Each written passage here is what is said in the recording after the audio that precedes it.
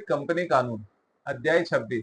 अधिवक्ता इंसाफ चैम्बर में आप सभी का स्वागत है। आज बात करेंगे अध्याय 26 के बारे में, जो कंपनी लॉ के अंतर्गत विविध कंपनी कानून में 2014 लागू होता है, जिसकी धारा 609 से लेके 693 643 तक मानी गई है।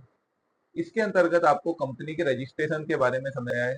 कंपनी का रजिस्ट्रेशन किस प्रकार होगा और कंपनी का रजिस्ट्रेशन होने के बाद किस प्रकार के डॉक्यूमेंटेशन होते हैं और किस कंपनी में कौन सा रजिस्ट्रेशन की जरूरत होती है, इसके बारे में बताया गया है।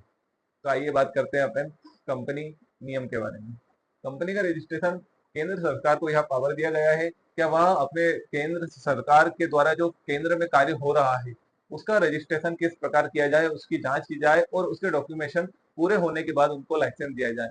जिसके बाद कंपनी निर्माण होता है, उसमें जीएसटी, जीआईएन नंबर, ये सभी चीजों की जरूरत पड़ती है, जिससे कंपनी का एक नंबर गठित हो जाता है और कंपनी रजिस्टर्ड हो जाती है। कुछ कंपनियां प्राइवेट लिमिटेड रहती है तो कुछ कंपनियां पब्लिक लिमिटेड रहती है। साझेदारी कंपनियां और निष्क्रिय कंपनियां।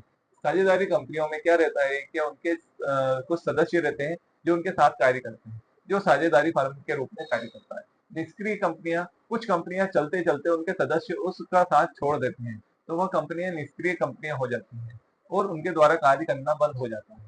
ऐसी कंपनियों का रजिस्ट्रेशन स्वतः निरस्त हो जाता है। कुछ कंपनियों के नियम इस प्रकार रहते हैं कि उनमें 10 या 11 सदस्यों का होना कंपलसरी रहता है।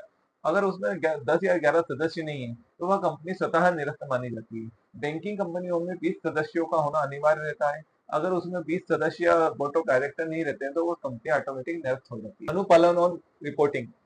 कुछ कंपनियों में उनके अनुपालन मतलब नियमों का बहुत ज्यादा महत्वपूर्ण रहता है। जैसे मेडिकल कंपनियां हुई, जैसे औद्योगिक कंपनियां हुई, किसी भी प्रोडक्ट को बनाने के लिए है उसकी गुणवत्ता को जांच की जाती है, उसकी रिपोर्ट सरकार तक पहुंचाई जाती है, केंद्र सरकार को उसकी रिपोर्ट दी जाती है। अगर वो स्वच्छ और मानव हित में रहती है तो उसको आगे बढ़ाया जाता है, नहीं तो उसको वहीं पे रिजेक्ट कर दिया जाता है। जैसे कोल्डिंग कंपनियां हुई, कोल्डिंग कंपनियों का पहले जांच केंद्र सरकार, राज्य सरकार द्वारा किया जाता है, उसके बाद मार्केट में उनकी परमिशन के द्वारा ही आगे बढ़ाया जाता है। अतः अगर वो उसमें कुछ हार्मफुल केमिकल या फिर मानव अधिकार के नियमों को खलन किया जाता है तो उसको हटा दिया जाता है। सक्रिय स्थिति के लिए आवेदन। कुछ कंपनियों के द्वारा राज्य सरकार या केंद्र सरकार को आवेदन दिया जाता है, जिसमें सक्रिय कंपनियां जो निरस्त हो चुकी हैं, निष्क्रिय हो चुकी हैं, उन कंपनी को वापिस से जिंदा जीवित करने के लिए उन कंपनियों के द्वारा आवेदन किया जाता है, जिसमें कंपनी को पुनः जीवित किया जाता है।